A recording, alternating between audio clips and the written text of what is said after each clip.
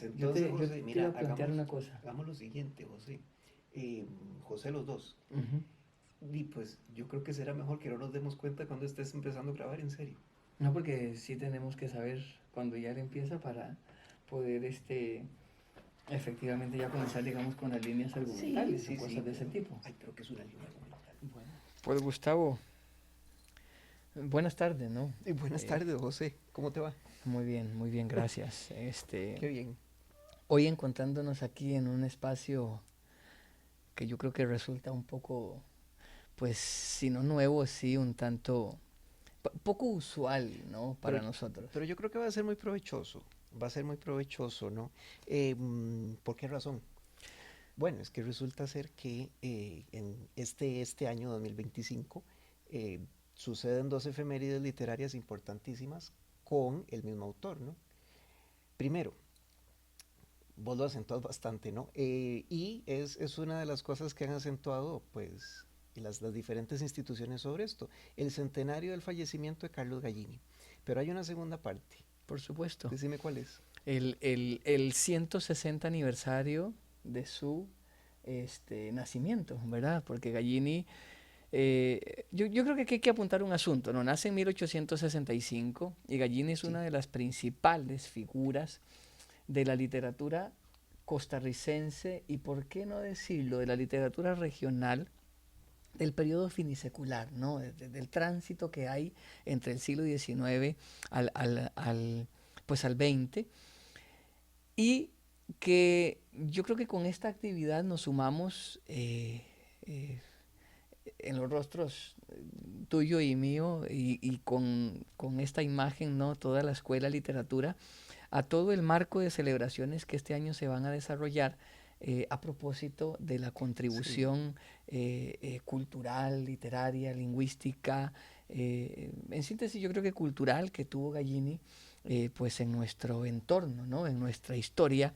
eh, y yo creo que, bueno, es un momento y es una ocasión muy especial, pues para de una u otra forma también, pues referirnos un poquito a estos detalles. Sí, fíjate que yo creo que con Gallini ha pasado un aspecto que tiende a suceder, me parece que con algunos autores a lo largo del tiempo, es que se los tiende a sistematizar. De cierta forma, se tiende a simplificar un poco el conjunto de su obra en una serie de líneas, ¿no? Vos lo sabes muy bien, y con el tiempo esas líneas van quedando. Por ejemplo, que Gallini era nacionalista y antiimperialista, Pues y entonces pues ahí se va sobre esa línea. Pero de repente hay cosas que quedan por fuera.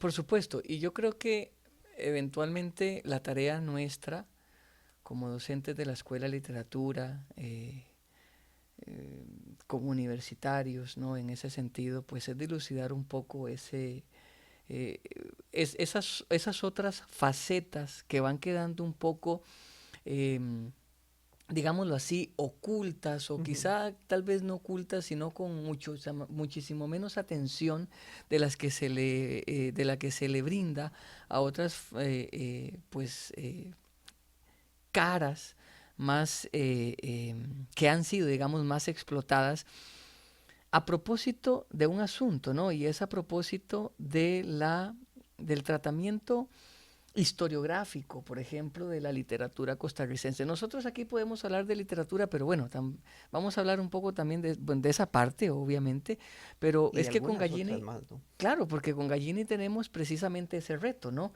Que es lo que nosotros podríamos decir, o lo que se ha señalado incluso de otros autores y otros personajes importantes en la historia, digamos, posteriores a Gallini, Ujú. como de esa figura del intelectual integral, ¿no? Del intelectual, vamos a ver, este asunto constitutivo particular de la persona que se dedicaba a pensar su realidad en un determinado contexto histórico. Y ese determinado contexto histórico para nosotros en esta ocasión es lo que decía ahorita yo hace unos momentos, ¿no? El tránsito del último cuarto del siglo XIX a principios del siglo XX, que es además un periodo muy importante para la región centroamericana. Bueno, y pongamos ejemplos de esa intelectualidad integral que hay en Gallini, ¿no? Por ejemplo, vamos a ver, suelen ser muy conocidas las novelas, incluso algunos cuentos. Bueno, y pues yo creo que sobra decir que Chamarasca y que Hojarasca y la polémica y todo aquello, ¿no? Incluido el árbol enfermo. Pero, pero vamos a ver, parte de esa integralidad del intelectual. Gallini no solamente era escritor, sino que también se dedicaba a las labores de docencia. Claro. No solo eso, sino que también tenía a su haber, a sus 27 años, ¿no? un par de libros ya publicados, un par de publicaciones. Por ejemplo, el Diccionario de Barbarismos y Provincialismos de Costa Rica. Y, para que te hagas una idea, el ensayo lexicográfico de la lengua térraba. Claro. Entonces, claro, no solo tenías a un maestro o un profesor de escuela normal, sino que también tenías en la figura de Gallini a un, vamos a ver, Etnólogo. a un escritor de literatura, a un etnólogo, Ujú. a un lingüista. Hay a propósito de lingüista, ¿no? Hay un ensayo muy bonito de Gallini en Costa Rica Ilustrada que se llama, eh, a ver, ensayo lingüístico. Ujú. Ensayo lingüístico, habrá que revisarlo. Y también te encontrabas que a lo largo de su obra, que digamos abarca unos 50 años, hay incluso traducciones del inglés y del francés, nada menos. Y ha señalado con esa faceta del docente, ha señalado quizá una de las manifestaciones que más se conocen, que es precisamente el ejercicio docente. Pero es que también Gallini formó parte de la élite cultural que propuso, ¿no? Vamos a ver si propuso las nociones Ujú. iniciales de la educación costarricense. Es decir, formó parte de esa élite también, no sé si llamarlo administrativa, porque quizás ese término en estos momentos sea un poco tergiversado, pero sí Mira, formó parte, digamos, de esa, de esa de esa rama gerencial de la educación pública costarricense de finales del siglo XIX y principios del XX. Tanto así que, bueno, por otras razones que también no dejan de ser políticas, pero tiene que viajar también a El Salvador, invitado, para dirigir el Colegio Santaneco. No sé si te sí, acordás claro, sobre ese asunto, ¿verdad? claro, claro. Hay una, mm, hay varios pasajes, ¿no? En la biografía de Gallini que se llama Al través de mi vida, en la cual él habla de esa relación con la dirigencia de la educación de entonces, ¿no? No se llevaba muy bien que digamos, ¿no? Con los asuntos de oficina. A él, digamos, la vocación de él estaba más en las aulas y por eso Salvador, ¿no? Por eso se va a El Salvador. Parece ser que fue un asunto que tenía tintes políticos y por eso se fue un poco. Ahora, la estancia en El Salvador hay que rescatarla. Sí, claro. ¿Por qué razón? Bueno, porque resulta ser que, bueno, Gallini se va de director del internado, un colegio en la provincia de Santana, en El Salvador, y no solamente se dedica a ello, sino que, vamos a ver, el año 1905 es fundamental. Claro, Decime por qué. es fundamental porque yo creo que en 1905 tenemos nosotros suficiente información para empezar a redescubrir, que creo que hemos manejado ese término también en otras ocasiones, Sí. a redescubrir al Gallini dramaturgo. Y es sumamente importante porque en 1905 sale una edición salvadoreña de 3 textos dramáticos que son fundamentales para la carrera pues de dramaturgo de Gallini. Los pretendientes, El Marqués de Talamanca, que esa es mucho más conocida, no es una de sus obras cumbre y además una de sus obras más complejas y de la que posteriormente pues podemos hablar un poco más, y además Don Concepción, que también es un texto que ha sido más conocido por la historiografía y la crítica literaria costarricense.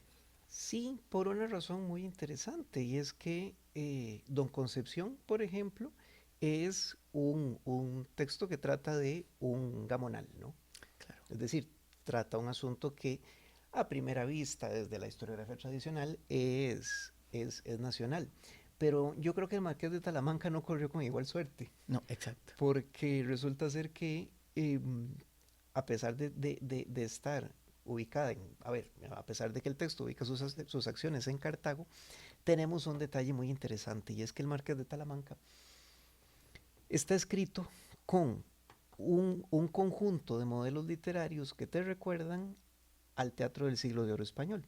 Completamente. Por eso es que hay algunos autores, eh, a ver, ahorita se me va el nombre, pero el volumen se llama Cuatro autores nacionales.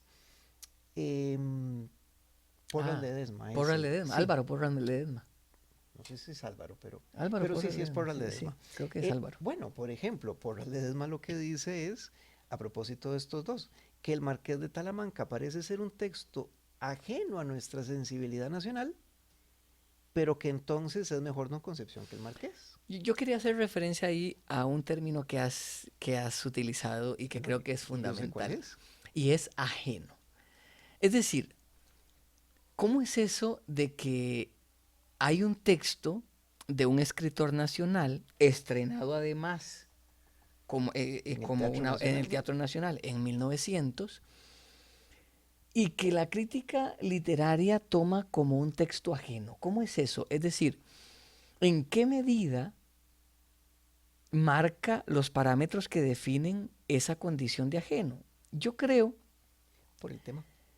en primer lugar, por el tema, pero también, y me atrevería a decir, y sobre todo, por la forma que propone o en la que Gallini propone ese texto.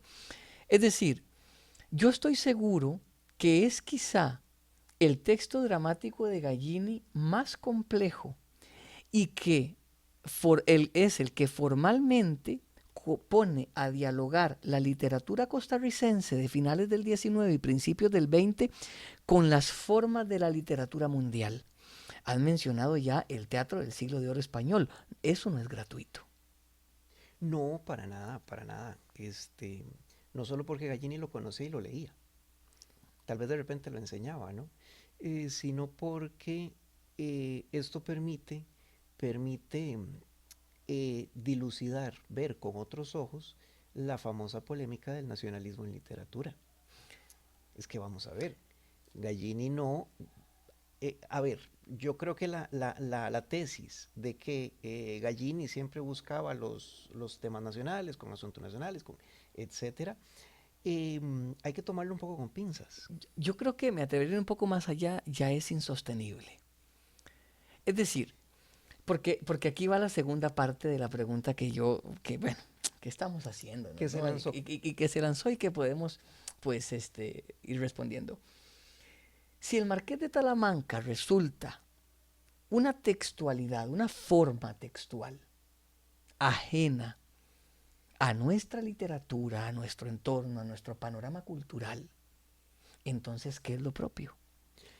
Bueno, mira, para la historiografía literaria tradicional, decirte, Porras Ledesma, Álvaro, no, Álvaro no, perdón, eh, el de Abelardo, Abelardo, Abelardo Bonilla. Abelardo Bonilla, eh, no, Álvaro Quesada, no. Para esa aproximación ya consagrada, ¿no? A la literatura nacional, los temas propios o los temas que, a ver, que se llaman, entre comillas, costarricenses, son los temas del costumbrismo, Uh -huh. son los grandes temas del costumbrismo. Entonces, claro, esto deja casi que de entrada por fuera una serie de textos que me parecen muy valiosos. Vamos a ver, vamos a ver. Cuando empezamos a ver, por ejemplo, los cuentos y las novelas cortas del Gallini de Juventud, te encontrás un escritor que está a tono con, lo decías hace un rato, con la gran literatura mundial. Claro. Es decir, con las estéticas de finales del 19. Entonces te encuentras rasgos del romanticismo, rasgos del modernismo, en fin. Yo sumaría a lo que has dicho también que desde esta perspectiva es una propuesta. Estamos ahorita, yo creo que hemos girado un poco hacia considerar únicamente su aporte en la literatura. Y creo que no está mal, ¿verdad? Ya hemos mencionado también otras cosas respecto al otro. Pero entonces yo me atrevería a decir que estamos frente a una forma de nuestra literatura que muy bien se puede entender como una literatura muy influenciada por las estéticas de la modernidad. ¿Por qué? Y que no lamentablemente, pero sí durante mucho tiempo se ha entendido a Gallini únicamente en función de un asunto particular, que es lo que has dicho Sí, previamente, es sí, decir, sí, sí. en función de explicar literariamente aquello que entendemos como lo nuestro. Lo que otros críticos también han entendido como esa mismidad de la literatura, de la identidad costarricense de principios del siglo XX. Sí, Y que un rasgo esencial de esa mismidad es que se propone a partir de qué? Se propone a partir de dibujar una realidad sumamente idílica, pintoresca, bucólica y, ¿por qué no?, hasta ¿qué podríamos decir? De cierto modo, un paisaje pintoresco romantizado, en el que no deja de ser, o más bien cuyo producto no deja de ser, una ilusión que obvia en mucho las tensiones que también subyacen al ejercicio literario. por eso es una comunidad imaginada. Exacto, exacto, exacto. Claro, por eso es una comunidad imaginada. Es decir, em, me parece que podríamos tomar, o que vamos a ver, en general se ha tomado a Bellini como parte de esa idea de literatura costarricense, de esa idea de estética nacional, Uh -huh. pero solamente se han tomado algunos aspectos. Algunos aspectos. A veces uno como profesor peca un poco de simplificar ciertas cosas, ¿no? Tal vez por sistematizarlo de forma pues un poco más práctica o tal. Pero yo creo que podría ser muy interesante empezar a ver a Gallini con otros ojos, porque no solo se trata de Chamarasca, no solo se trata de Don Concepción. No, Por ejemplo, a eso iba, que empecemos a hablar un poco de esos bueno, otros ¿cuál de ojos, ¿no? esos? De esos otros Ah, ojos. bueno, por ejemplo, poneme un texto. Yo creo que efectivamente, si vos me tiras de la lengua, ¿no? Yo me atrevería a proponerte que habláramos un poco de un texto que, que vos y yo coincidimos en que es fundamental. ¿Cuál? Es un texto poco conocido, ¿no? Es un texto eh, eh, que Ujú. aparece en una revista, en la revista Educación en 1938. Por poco y me pone a adivinarlo, ¿ah? Es El Reino de Flora. Sí, sí, vamos a ver. El reino de Flora. Bueno, tendríamos que empezar diciendo el tipo de texto que es, Claro, ¿no? Y por eso tenemos que empezar explicando que es un texto también dramático que se pensó en su momento para una representación escolar. claro. La revista Educación, por ejemplo, eh, publicaba ejercicios de matemáticas, algunos ejercicios de agricultura, es decir, la intención de la revista era ofrecer material a, la, a los docentes del país, Uh -huh. ¿verdad? Dentro de ese material aparece esta obra dramática, ¿no? Em, bueno, yo creo que con eso ya lo tenemos un poco resuelto, por lo menos la primera parte. Ahora, en el reino de Flora empiezan a aparecer cosas interesantísimas, porque se puede leer como una alegoría, Claro. incluso de la economía costarricense. Sí, Es un detalle, ¿no? Aquello que ha pasado. Yo creo que se la puede leer como una alegoría de la economía costarricense, pero al menos en apariencia, ya después veremos si sí o si no, pero pensada para ser presentada en la escuela. y además no solamente presentada en la escuela y no solamente como una alegoría de la economía costarricense. Claro, es que además le imprime a eso que ha señalado una discusión en el rango ético. ¿Por qué? Porque, ve qué interesante, ha señalado también una beta del teatro de Gallini, porque Gallini ha sido incorporado en dos ocasiones por lo menos, en colecciones que tienen que ver con literatura infantil. Ya te diría yo que en tres. Exacto. Bueno, Lilia Pero bueno, Ramos, Lucy Bambalinas. no, y en Lilia Ramos aparecen tres textos de Gallini. Sí, no, efectivamente. Yo me refería, digamos, a las, digámoslo así, a las antologías en las que ha sido recogido, ¿no? Ah, Pero perfecto. eso es otra cosa. Claro. ¿Por qué? Ya entiendo. Porque además, digamos, es un texto que ha sido tomado por la crítica y que incluso fue escrito en un tono enteramente escolar, Sí, pero que lo trasciende. ¿Por qué? Porque el reino de Flora no es más que una discusión del papel social que tenían, como bien lo ha señalado, aquellos productos de la economía, ¿no? Que movían la economía costarricense de principios del siglo XX. Estamos hablando del maíz, ajá, estamos hablando del de la caña de tabaco, azúcar, estamos hablando de la caña de azúcar, el café. el café, por supuesto, ¿no? Y que alrededor de ellos está flora, todas son plantas, ¿no? Está flora como la reina. Y viene, vamos a ver, hay en este texto una discusión ética muy particular. ¿Por qué? Porque empieza a definirse los beneficios y las Digamos, los usos no tan convenientes, ¿no? nocivos, podemos llamar, exacto, nocivos que cada uno de estos productos tienen, ojo, en la sociedad costarricense del momento, Sí, con la caña de sí, azúcar, sí. el contrabando de licor, Con el tabaco ni qué decir. con el tabaco ni qué decir, y el pobre maíz, que aparentemente se salvaba, ¿no? Pues lo culpan de hacer la chicha. Sí, sí, sí. Un poco la mecánica del texto, para tal vez dejarlo un poquillo más clara, es la siguiente. Todos estos productos que has mencionado se acercan a Flora, su madre, que es la reina, ¿no? Como quien dice, la madre naturaleza, para ver a cuál de ellos le da la corona de Costa Rica. Exacto. Es decir, para ver cuál de todos ellos es el producto que va a definir la economía y la vida del país, ¿verdad?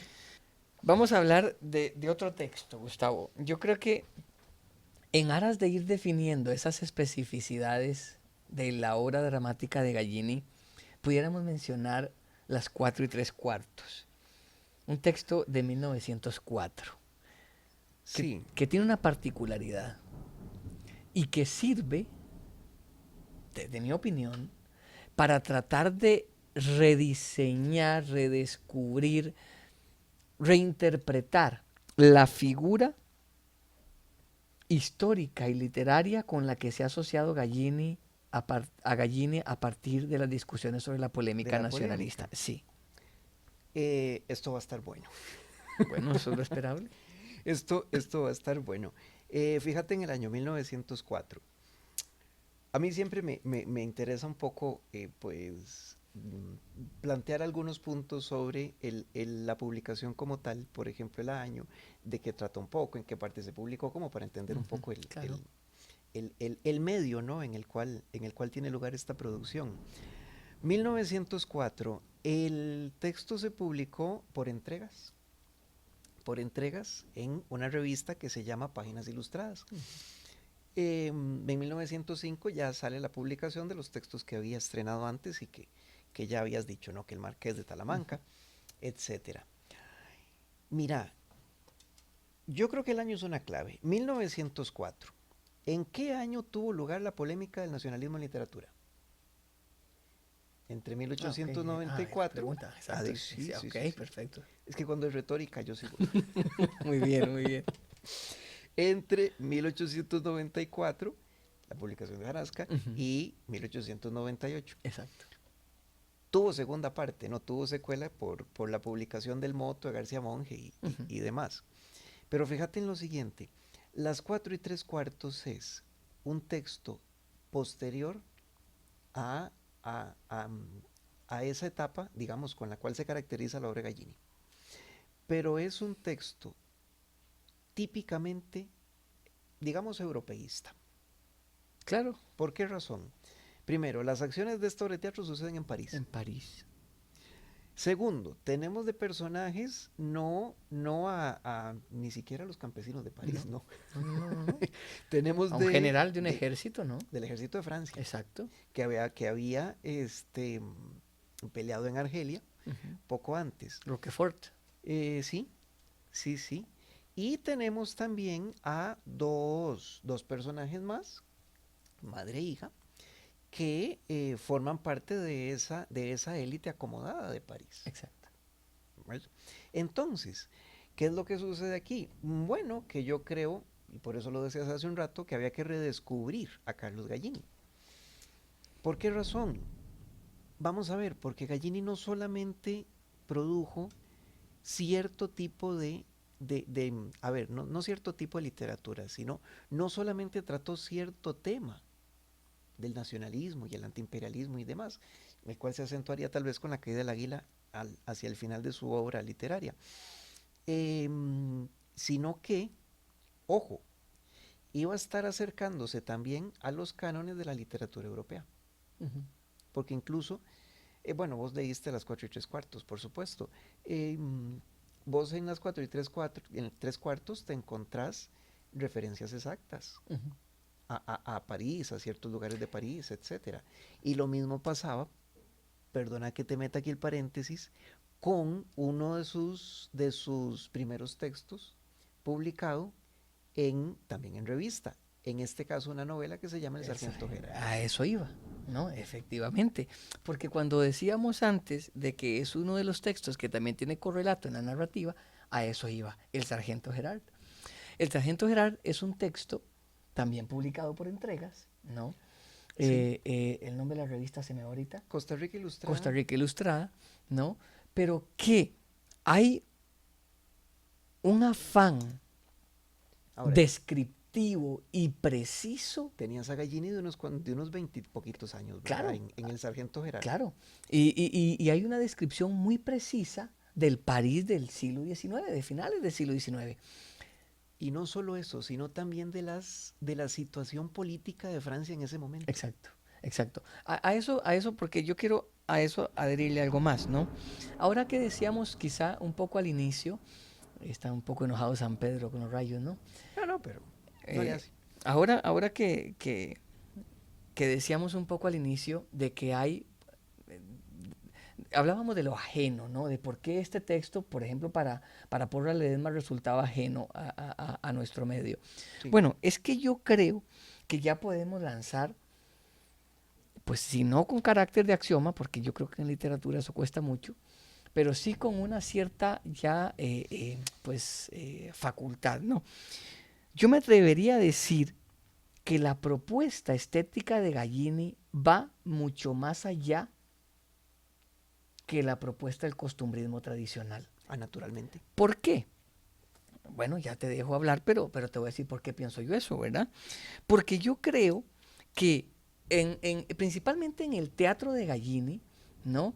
Él va a abordar ese tránsito, ojo, producto de este movimiento cultural de la modernidad que hay del sujeto, un tránsito que hace el sujeto, ¿no? El individuo, del campo a la ciudad. Pero Ujú. no solamente se queda ahí, sino que problematiza al individuo en ese espacio, que ahora es un espacio sumamente de convergencia, ¿no? De culturas, de idiomas, de formas de pensar, de filosofías, ¿no? Y que termina siendo problemático para esas figuras del costumbrismo tradicional, para el gamonal, para el campesino, digamos, de a pie, etcétera. Y yo creo que lo vemos en los pretendientes, en Don Concepción, en el candidato, por ejemplo, ¿no? Estaba pensando en Don Concepción, pero el candidato es Claro, interesantísimo. Empecemos por el juego de palabras, ¿no? exactamente, Gallini tiene ahí un juego de palabras, lo usa en ciertas circunstancias entre candidato, candidote, claro, es decir, candidísimo, ¿no? exacto. Em, claro, porque es un candidato que al final le Resulta va muy siendo mal, ¿no? candidote, ¿no? Sí, por inocente, por andar creyéndose lo que los pajaritos que le pintaban, ¿no? Con respecto a la política y todo lo que podía llegar a alcanzar. Em, yo creo que eso lo encontramos, sí, en los textos que has dicho. Y me parece fundamental añadirle que eso también lo encontramos un poquito atenuado en las 4 y 3 cuartos. Sí, claro. Porque, eh, bueno, en el candidato Yandón Concepción, pues a los personajes les va como les va, ¿no? Pero en las 4 y 3 cuartos contábamos con una situación y era la de un calavera, ¿no? Que se quería aprovechar de madre e hija, ¿no? Exactamente. Al final el tiro le salió por otro lado, por donde no era. Decí por la Porque culata, eh, ¿no? es un decir, ¿no? Exactamente. Le salió por donde no era porque no puede estafarlas, Ujú. ¿verdad? No puede estafarlas, pero creo que ese es una, un aspecto que podríamos relacionar con lo que planteabas hace un rato, la modernidad.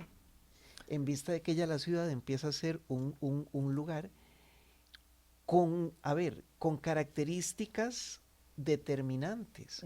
Y yo también, viéndolo, digamos, en conjunto, pudiera tal vez pensar que esto iba a ser el principio de la situación estética de la ciudad Claro, en la literatura posterior. claro, Bueno, claro. no hablaremos mucho de literatura contemporánea porque no es el caso, ¿no? Pero vos sabés la importancia que reviste la ciudad para la literatura contemporánea, que algunos profesores Ujú. han estudiado, ¿no? Por supuesto. Pero vamos a ver, no debemos olvidar que esto no fue un asunto enteramente regional. No podemos olvidar en el siglo XIX la discusión de civilización y barbarie a propósito de todo ese, digamos, ese proyecto de la construcción de las repúblicas en el siglo XIX. Bueno, ya tienes a Sarmiento, ¿no? Bueno, En el Cono Sur. exactamente, ¿verdad? Civilización o barbarie de Sarmiento. Es decir, estamos de nuevo ante un autor que genera una serie de manifestaciones textuales que conectan nuestra cultura con, digámoslo así, con todos los rasgos estéticos, formales o culturales de otras formas del orbe.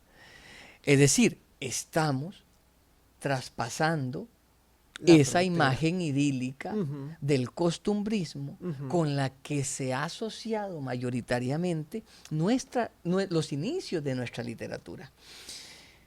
Ahora que mencionabas, bueno, te dejo terminar con tu idea entonces. No, nada más una cosa muy al pasar. Que eso también lo encontramos en la producción intelectual posterior. Ujú. García Monge, por ejemplo, Claro. que pudo establecer una red de intelectuales en todo el continente, ¿no? Ujú. Y yo creo que eso hay que mencionarlo, que Gallini formaba parte de, eh, a su manera, una red de intelectuales, aunque tal vez no tuvieran un contacto tan cercano como sí permitió el repertorio, pero que sí estaba al día con las tendencias de su entorno. Claro, y ahí podríamos mencionar, por ejemplo, que es algo que en algún momento pues también hemos comentado, pero a través de la epístola, las comunicaciones que tuvo con Ricardo Palma o con Rufino José Cuervo, por ejemplo. Bueno, vos tuviste oportunidad de ver los Ujú. documentos manuscritos, Exacto. Sí, sí, es realmente. ¿verdad? Que es realmente impresionante. Ujú, ujú. Mira, Gallini es muy productivo, es muy productivo. Algunos colegas piensan o se lo preguntan y después de un tiempo yo me lo empecé a preguntar en qué momento dormía, ¿no? Porque, bueno, vos también tuviste oportunidad de revisar su producción dispersa, su producción en revistas, en Ujú. periódicos y demás. Y yo creo que no es menor el hecho, y habrá que decirlo, que en lo que llevamos escarbado y encontrado, hay 19 revistas, Claro, entre revistas y periódicos, con los cuales Gallini colabora. o era redactor, Ujú, o dirigía, o colaboraba ocasionalmente, ujú. o le publicaron en algún momento algún artículo, algún texto. Y todos textos de naturaleza crítica. Y, Sí, y crítica ¿verdad? O artística. Y esa crítica podía ser crítica literaria, podía ser crítica social, o, también de docencia, ¿no? Porque recuerdo muy bien también, hay una suerte, digamos, de polémica que hay a propósito de una convención de educadores. No se llamaba, el término no es propiamente convención, pero hubo una Junta Nacional de Educadores de las que salieron algunas reformas, ¿no? Y las opiniones de Gallini en las revistas fue muy importante y muy inclinaba la balanza, ¿no? Eh, eh, en, en este aspecto. Hay un asunto que yo creo que también un poco como para ir cerrando, ¿no? Creo yo, Y bueno, eh, que sería ya que lo tenés a bien, yo no, estoy aquí muy contento. no extendernos. Eh, yo creo que es importante señalar también que hay otro recurso formal muy importante en Gallini, el recurso del humor. El humor en Tiene un humor Gallini, finísimo. claro, y que sobre todo es un humor que tiene la funcionalidad particular de ligarse muy bien con lo político, candidote por candidato. Sí, En Los Pretendientes, ¿no? Con ese personaje Fritz, que a mí siempre me sacará una pues muy una pícara carcajada, sonrisa, ¿no? ¿no? Porque es interesantísimo, no vamos a hacer adelanto, ¿no? A quien quiera conocer los textos, pues en algún momento podrá acceder a ellos en algún momento. Eh, pero es muy interesante. Es un recurso formal que se combina de una manera muy fina con la crítica política. Pongamos un ejemplo, bueno, ya que dijiste vos los pretendientes, ¿no? Pongamos el ejemplo de los pretendientes. Eh, mm, Hay una palabra en los pretendientes que nada más leerla hace ruido. ¿Cuál era? Las hembras de su especie. Cierto, Porque exactamente. claro, lo primero que nos encontramos, o lo primero que el lector se pregunta es que se trata de un hombre que está pretendiendo a la protagonista, ¿no? Claro, hasta que lee un anuncio en el periódico y uno dice, no, pero esta frase, pues aquí qué está haciendo, ¿no? Uh -huh. Claro, después uno se entera que tiene todo el sentido del mundo porque el personaje en cuestión no es un hombre. No digamos qué es. El interesado lector podrá buscarlo. Completa y totalmente. Vamos a ver. Eh, suena muy bien eso, ¿no? Quedó muy bien eso, esa cuña ahí. Sí, Eh, sí, sí. Pero bueno, yo creo que como balance exacto, a eso podríamos iba. plantear que, a ver, no solo hay que celebrar 100 años de Gallini, No. 100 años de fallecimiento, yo creo que esa es una parte. 2025 es también un momento para celebrar 160 años de su nacimiento. Y esto pudiera tomarse como una oportunidad muy interesante y muy propicia para revisar su obra, releerla, repensarla, ya con la distancia que da el tiempo, ¿verdad? Ya con la distancia que da el tiempo. ¿Vos querías decir algo más? Pues yo creo que eso, ya lo hemos dicho, ¿no? Redimensionarlo en su sentido general, ¿verdad? Yo creo que es una muy buena oportunidad, es un muy buen marco en el que, por ejemplo, ya conocemos la Biblioteca Nacional recientemente, pasado mes de marzo, tuvo una inauguración de una exposición, Sí. etcétera, y que se van a estar desarrollando también actividades en torno a esta efeméride, ¿no? Durante todo el año, aquí en la Universidad Nacional, en la Universidad de Costa Rica, en algún momento. Eh, y en los que pues yo creo que es una oportunidad también fundamental invitar a todas las personas a participar de ellas, ¿no? Sobre todo por eso, porque yo creo que hoy mismo, con la distancia que nos da el tiempo,